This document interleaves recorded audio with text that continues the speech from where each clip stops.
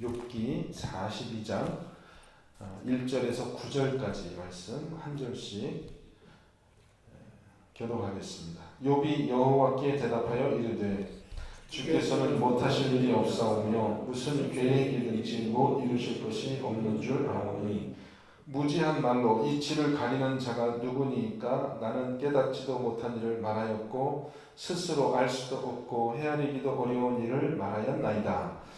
내가 말하겠사오니 주는 들으시고 내가 주께 묻겠사오니 주여 내게 알게 하옵소서.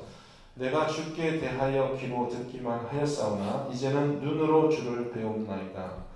그러므로 내가 스스로 거두어드리고 티끌과 제 가운데서 회개하나이다. 여호와께서 욥에게 이 말씀을 하신 후에 여호와께서 대만 사람 엘리바스에게 이르시되 내가 너와 내 두 친구에게 노하노니 이는 너희가 나를 가르쳐 말한 것이 내 종 욥의 말같이 옳지 못함이니라.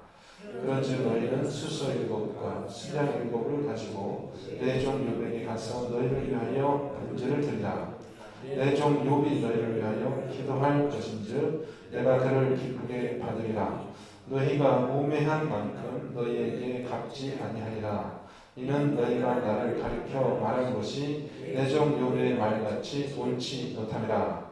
이에 대만 사람 엘리바스와 소아 사람 빌닷과 같이요 나아마 사람 소바에 가서 여호와께서 자기들에게 명령하신 대로 행하니라. 여호와께서 욥을 기쁘게 받으셨더라. 아멘. 오늘 말씀의 제목이 조금 좀 과한 표현인지 모르겠습니다.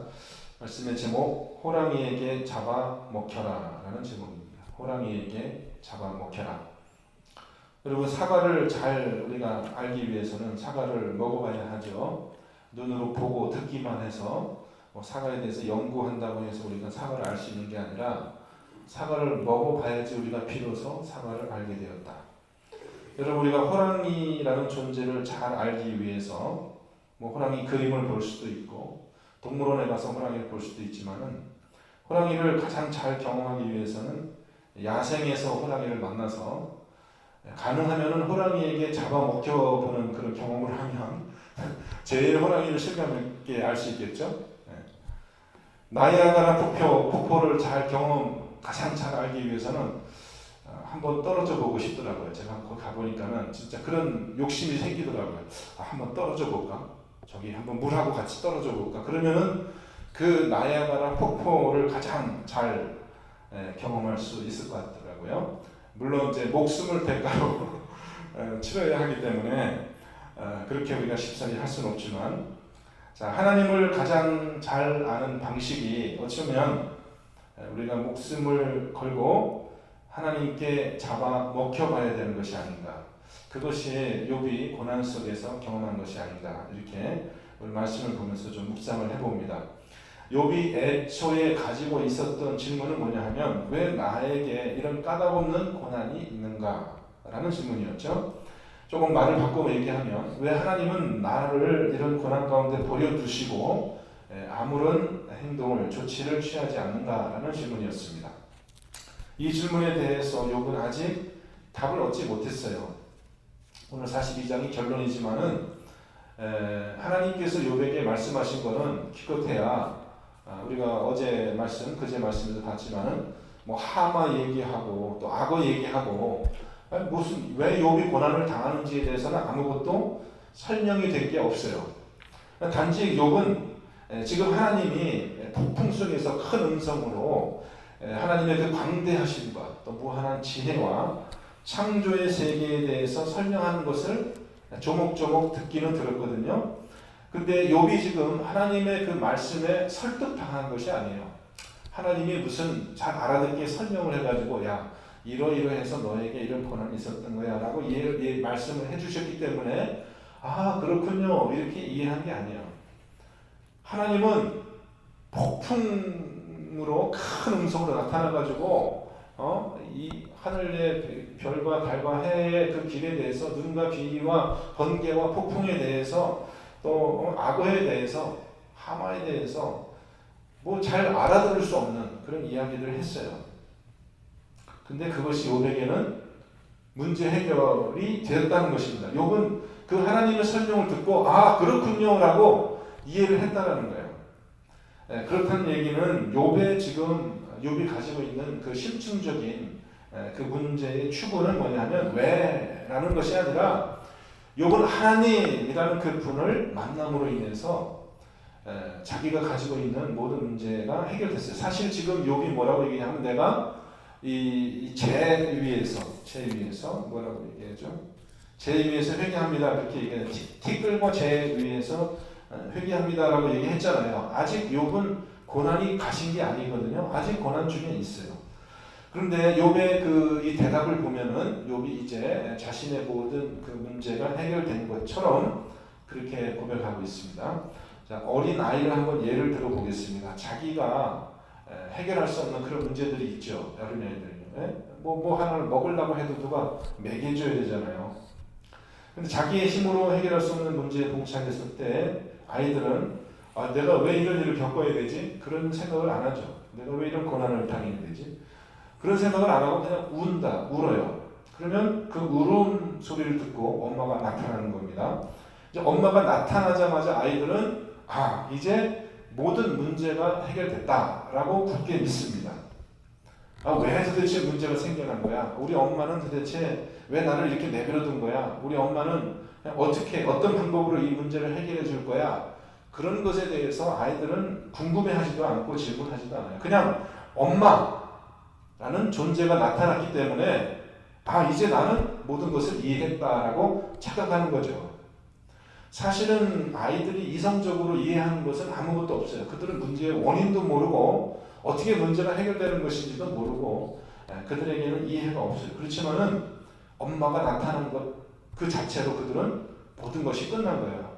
만족이 된 거예요. 우리 기독교의 신앙이 이해를 추구하기는 합니다만 우리는 이해를 추구하는 믿음을 우리는 이야기해요. 그렇지만은 기독교 신앙이 가르치는 그 믿음의 본질은 이해가 아닙니다. 이해가 아니에요. 하나님에 대한 이해가 아니라 하나님 자신이 우리 신앙의 추구라는 거예요. 우리가 하나님을 이해할 수 없어요. 근데 하나님을 만날 수는 있어요. 하나님을 경험할 수 있어요. 그래서 아까 제가 얘기한 것처럼 호랑이를 그림으로 보는 거하고 동물원에서 만나는 거하고 산중에서 야생하는 풀어져 있는 그 호랑이를 산중에서 맞닥뜨린 것하고 그 호랑이에게 잡아먹혀서 그냥 내 뼈가 으스러지는 그 고통을 맛보면서도 호랑이를 경험하는 거하고는 완전히 다른 경험이죠. 욥은 지금 폭풍 속에서 큰 음성으로 말씀하시는 그 살아계신 하나님을 만난 거예요. 고통 속에서요. 그래서 욥은 이렇게 고백을 합니다. 오늘 말씀 5절에 내가 주께 대하여 귀로 듣기만 하였사오나 이제는 눈으로 주를 배웠나이다. 자, 이거는 지금 청각과 시각의 차이를 이야기하는 것이 아니라 이전에 내가 귀로 듣기만 했다라는 것은 간접적인 체험이에요. 직접 내가 하나님을 만난 것이 아니라 소문으로만 다른 사람이 전해주는 그런 하나님을 체험하고 있다가 지금은 내가 눈으로 배웠다라고 하는 것은 폭풍 속에서 나에게 말씀하시는 그 하나님을 이제 내가 직접 만나봤다. 하나님의 존재를 내가 확인했다라고 고백하며 그 고백과 동시에 욥에게는 이제 모든 문제가 해결이 된 거예요. 여전히 고난 속에 있지만은 이제 하나님과 다툴 일도 없고 또 그럴 마음도 사라졌어요. 왜냐하면 하나님 만났기 때문에. 그러므로 내가 스스로 거두어드리고 티끌과 제 가운데서 회개하나이다. 자, 욥이 뭘 잘못했고 뭘 회개한다는 것입니까? 욥기를 아무리 읽어봐도 욥이 뭘 잘못했는지에 대해서 명확하지가 않거든요. 그래서 욥의 이 회개라는 것이 어쩌면 하나님을 비방하고 하나님을 의심했던 그런 도덕적인 잘못을 욥이 회개하고 있는 건가 그렇게 생각할 수도 있지만은 욥이 지금 회개한다라는 그 말은 무엇이냐면은 이전에 고통이라는 그런 환경 속에 갇혀서 절대자 하나님을 있는 그대로 보지 못했던 그런 왜곡된 신앙을 욥이 후회하는 것 같아요. 그러니까 욥의 후회라는 것은 사실 어떤 도덕적인 신앙적인 결함이라고 하기보다는 이 고통이라는 그 실체가 너무 그 실체이기 때문에 사실은 그 고통이라는 것도 어떻게 보면은 믿음의 과정이거든요.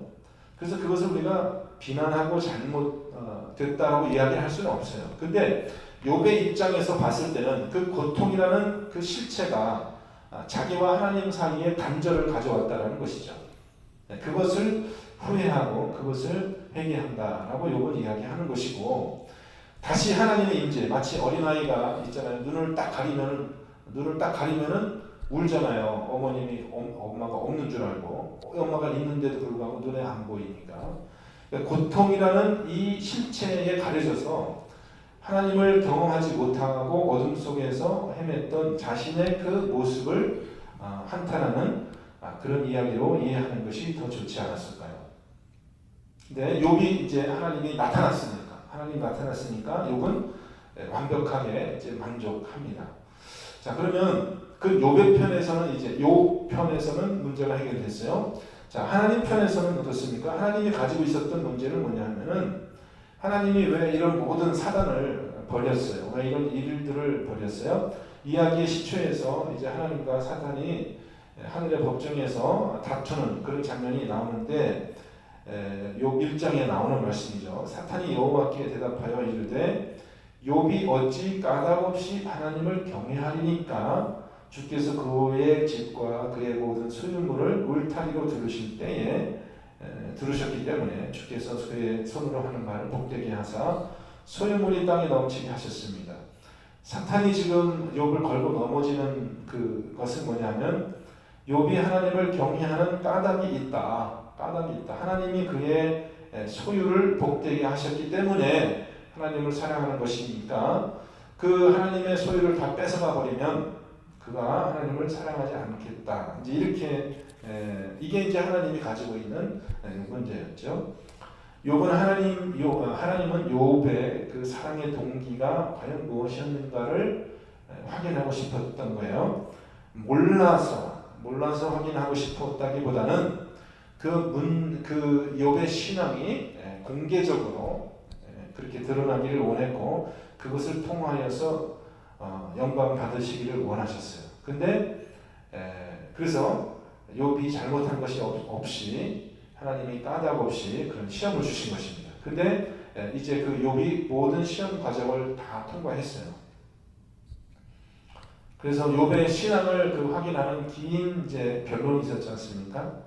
욥에게 육신적인 고난이 왔던 것도 큰 그 시험이지만은 사실 더 큰 시험은 뭐냐면 친구들하고의 변론이 더 큰 시험이었어요.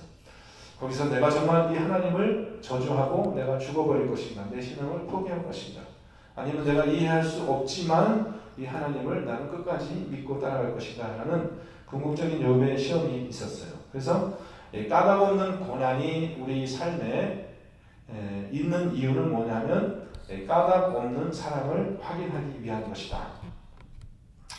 저와 여러분의 삶 속에 까닭이 없는 고난이 있을 수 있고, 그것이 우리 신앙의 중요한 요소가 된다는 것입니다. 하나님이 우리에게 복을 주시고 풍족한 소유물을 주셔야지만 우리가 하나님을 믿게 되는 것이 아니라, 그런 것이 없어졌을 때, 하나님을 믿어야 되는 이유가 다 없어졌을 때, 이유 없이 우리가 하나님을 믿는 것, 그거를 하나님이 확인하고 싶어지는 거예요. 때로는요, 어쩌면 우리가 하나님을 믿는 거는 어쩌면 굉장히 이거는 이유 없는 선택일 수 있어요. 너 왜 하나님을 믿어? 그러면은 할 말이 없는 거예요. 왜 하나님을 믿지 내가? 그냥 믿는 거예요. 그냥 하나님을 믿는 거예요. 까닭 없이. 오히려 안 믿어야 될 이유가 100가지가 있지만 더 믿는 거예요. 우리가 그걸 던져버리고. 그래서 그걸 가지고 우리가 하나님의 나라와 의를 구한다라고 그렇게 이제 신약 성경에서는 표현이 되어 있는데, 하나님이 주신 그 모든 것 이전에 먼저 존재하는 그 하나님 나라를 우리가 먼저 선택해서 믿게 되는 것입니다. 욥에게 진정으로 필요했던 것은 이전처럼 다시 건강과 물질과 자녀를 자녀의 복을 다시 되찾는 것이 욥의 지금 신앙의 목표가 아니에요. 욥은 다시 건강하게 되어지고 다시 또 친구들에게 인정받는 사람이 되고 또 다시 또 거대한 그런 부유를 누리고 자녀의 복을 누리고 또 장수하는 복을 누리고 그것이 지금 욥이 추구하는 목표가 아니라는 거예요. 그죠? 그것이 욥이 추구하는 목표가 아니에요. 욥은 지금 하나님이라는 분을 살아계신 그 형태로 만나서 하나님께 잡아먹히는 그 경험을 하는 것이 그것이 욥의 지금 추구였어요. 내면적인 추구였어요. 신앙적인 추구였어요. 그래서 하나님이 이제 최종적으로 폭풍 속에서 나타나셨을 때 욥은 이제 만족할 수 있었다는 것이죠. 욥과 친구들의 차이가 바로 그거였어요. 자, 이제 하나님의 최종적인 판결이 나타나는데 하나님께서는 욥의 손을 들어주고 엘리바스와 그 친구들에게 노하십니다. 이렇게 얘기해요. 이는 너희가 나를 가르쳐 말한 것이 내 종 욥의 말같이 옳지 못함이니라. 너희들이 나에 대해서 말한 것이 욥이 생각하고 있는 것만 못하다. 그럼 이 친구들이 하나님에 대해서 이야기한 것이 옳지 않다고 했거든요. 뭐 친구들이 하나님에 대해서 얘기한 것 중에서 옳지 않은 것이 뭐가 있어요? 여러분 한번 찾아보세요. 있어요? 네? 하나님이 그렇게 얘기했잖아요. 너희들이 나에 대해서 얘기한 게 내 종 욥이 말한 것보다 옳지 않다. 그렇게 얘기했거든요. 친구들이 옳지 않은 말 한 게 뭐가 있어요? 한번 찾아서 저한테 한번 얘기해 보세요. 없어요. 친구들 다 옳은 말만 했어요. 틀린 얘기 한 게 없어요. 말 자체는 정확한 말을 했어요. 하나님에 대해서. 근데 욥과 달랐던 것이 있어요. 욥은 뭐냐 하면은 욥은 하나님에 대한 신학적인 그런 이해와 서술을 추구한 게 아니라 욥은 하나님 자체를, 하나님 자신을 욥은 맛보고 싶어 했던 거죠. 하나님의 존재를 욥은 추구했어요. 하나님하고의 만남을 추구했어요. 고통 중에. 신학적인 지식이 나쁜 것은 아니지만 그 문제가 좀 있어요. 어떤 문제가 있냐 하면은 그 지식 자체가 우리로 하여금 하나님을 알게 해주는 게 아니거든요. 그게 아니에요. 그건 하나님으로 인도하는 그러한 어떤 표지판은 될 수 있을지는 모르지만 그 지식이 하나님은 아닙니다. 어린아이의 비유로 한번 돌아가 보겠습니다. 지금 막 무슨 이유로 인해서 지금 막 울고 있는 어린아이에게 가서 아이야 걱정하지 마라. 내 엄마가 다 알아서 해주실 거야. 조금만 기다리면 너 엄마가 너 얼마나 너를 사랑하는 줄 알아? 엄마가 다 알아서 할 거야 라고 아이에게 그런 이야기를 해주면 아이가 무릎을 그치나요? 아이는 그런 말은 아이들에게 아무런 설득력이 없습니다. 아이의 울음을 멈추게 할 수 없어요. 아이는 그 말이나 그런 지식에 의지하지 않고 아이는 뭘 추구합니까? 아이는 끝까지 울어요. 뭘 추구하는 겁니까? 엄마라는 그 엄마의 존재가 나타나기까지 아이는 진짜 죽을 힘을 다해서 울어요. 엄마가 나타날 때까지. 이게 우리의 신앙이라는 거예요. 그것이 사실은 건전한 아이와 엄마와의 관계인 것처럼 우리와 하나님과의 건전한 관계는 하나님에 대한 지식을 알고 우리가 거기서 그렇구나 이게 아니고 그 친구들하고 욥의 차이가 그거예요. 친구들은 욥에게 하나님에 대한 설명을 자꾸 해주려고 했던 것이고 욥은 하나님이 나타나서 하나님의 존재를 추구했던 것입니다. 그러니까 욥이 사실은 신학적으로는 틀린 이야기를 했을지언정 하나님에 대해서 불평하고 하는 그런 얘기들이 신학적으로는 옳지 않은 이야기가 있을 수 있을지언정 그것이 올바른 하나님하고의 관계였어요. 그래서 하나님은 욥이 더 나에 대해서 옳게 이야기했다라고 이야기하는 것입니다. 친구들은 하나님을 지식적인 이해의 대상으로 제안했다면 하나님은 우리가 이해할 수 없는 우리보다 큰 그 광대하신 하나님을 만나고 싶었던 거고 그 하나님께 잡아먹히고 싶었던 거예요. 하나님께서 이제 마지막 판결을 내리시는데 친구들에게 참 희한한 그런 제안을 하세요. 내가 너희들 용서할 텐데 그런즉 너희는 숫소 7과 숫양 7을 가지고 내 종 욥에게 가서 너희를 위하여 번제를 드리라. 요거는 이제 보면은 숫소, 숫양 이런 거를 우리가 생각해 보면 이제 속죄제라는 그런 제사가 생각이 나죠. 속죄제라는 제사가 생각이 나고 내 종 욥이 너희를 위하여 기도할 것인즉 내가 그를 기쁘게 받으리니 너희의 우매한 만큼 너희에게 갚지 아니하리라.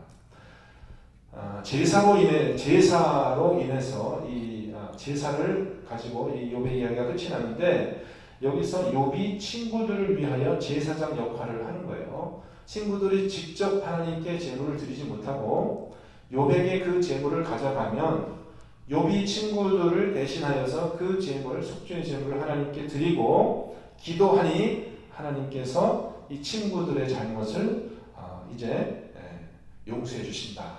이렇게 해가지고 이제 욥과 친구들의 그 갈등이 다 해결이 되고 마지막 결론을 드리자면 하나님께서 욥을 기쁘게 받으셨다. 하나님께서 욥의 제사를 기쁘게 받으셨다. 이렇게 표현하지 않고, 그죠? 보통 하나님께서 기쁘게 받으시는 것이 제사거든요. 하나님께서 욥을 기쁘게 받으셨다. 이 굉장한 표현입니다, 여러분. 굉장한 표현이에요. 그러니까 욥과 하나님이 화목했고 욥으로 인해서 친구들도 이제 하나님과 화목하게 됐어요. 하나님이 친구들을 용서해 주셨어요. 욥으로 인해서. 이 제사의 장면으로 이 이야기의 결말이 나는 것이 참 너무너무 이제 큰 그런 아주 대단한 그 결말이라고 보게 됩니다. 자, 그럼 제사하고 나서 여러분, 제사하고 났잖아요. 제사했잖아요. 친구들이 제물을 줬잖아요. 이제 그 다음에 이제 결말이 이제 나오는데 뭐 이렇게 쭉 있어요. 그러니까 제사하고 나서 뭐 했을까요? 욥이 뭐 했을까요? 제사하고 나서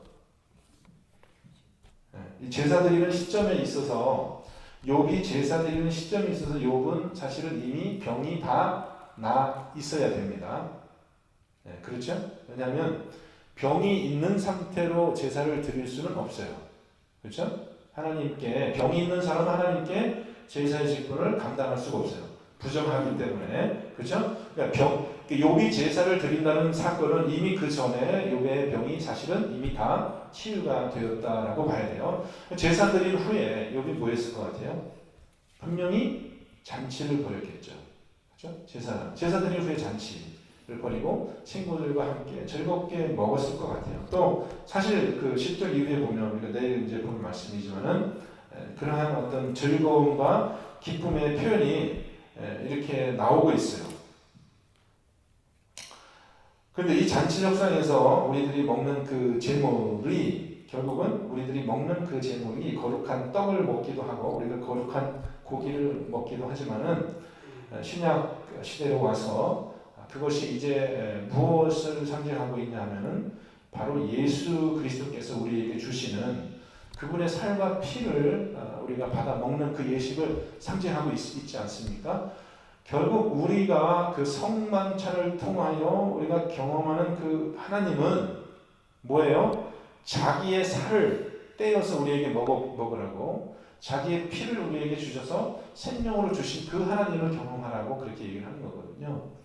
그러니까 하나님하고 우리가 하나님을 체험하는 우리가 하나님을 아는 가장 신비로운 방법은 뭐냐면 하나님을 먹는 거예요. 하나님을 먹는 거예요. 우리가 그 생명을 먹는 거예요. 받아 먹는 거예요.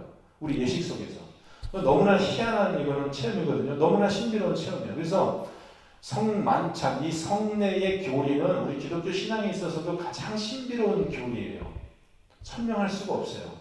아니 먹는데 이게 먹는 게 왜 이게 여기에 이 떡을 먹는 게 왜 이게 하나님의 임재인가를 우리가 설명할 수가 없어요. 그렇지만은 그 성례라는 것이 하나님을 경험하는 가장 신비로운 우리 기독교에서 제정한 그런 방식이라는 것이죠. 그래서 결론적으로 성만찬의 예가 우리에게 보여주는 중요한 진리는 뭐냐면은 하나님이라는 그 존재를 우리가 이해할 수 없지만 우리가 그 하나님을 경험하고 하나님과 하나 되는 그런 신앙을 우리가 추구해야 될 것에 대해서 계속해서 우리가 이야기하고 있는 것입니다. 그것이 결국 고통이 우리에게 있는 이유고 그것이 욥이 추구했던 그 올바른 하나님 신앙이라고 우리가 할 수 있습니다. 저와 여러분이 아무쪼록 오늘 우리의 삶 속에서 그 하나님을, 살아계신 하나님을 깊이 먹고 먹히는 관계로, 우리 성도들하고도 그런 관계로 좀 우리가 교제했으면 좋겠어요. 깊은 교제. 서로 이렇게 거리를 두고 이렇게 하는 그런 관계가 아니라 우리 성도들도 서로 좀 잡아먹고 잡아먹히는 그런 관계로 그렇게 깊이 교제할 수 있기를 우리 주님의 이름으로 축원드립니다. 기도하겠습니다. 하나님 아버지, 우리에게 육체 몸을 주시고 또 입을 창조하여 주셔서 온 세상 만물을 먹게 하여 주신 하나님을 찬양합니다. 오늘은 우리가 욥의 이야기의 결말을 보며 욥이 추구했던 그 하나님의 임재 의식을 확연하게 보게 됩니다. 하나님, 우리가 정말 하나님 없이 만족하며 사는 그런 무감각한 자가 되지 않게 하여 주시며 일상생활 속에서 하나님을 맛보며 영생을 맛보며 그렇게 살아가는 참된 신앙이 되기를 소원합니다. 오늘 하루 우리의 삶을 주님께서 붙잡아 주옵소서. 우리 구주 예수 그리스도 이름으로 기도하옵나이다. 아멘.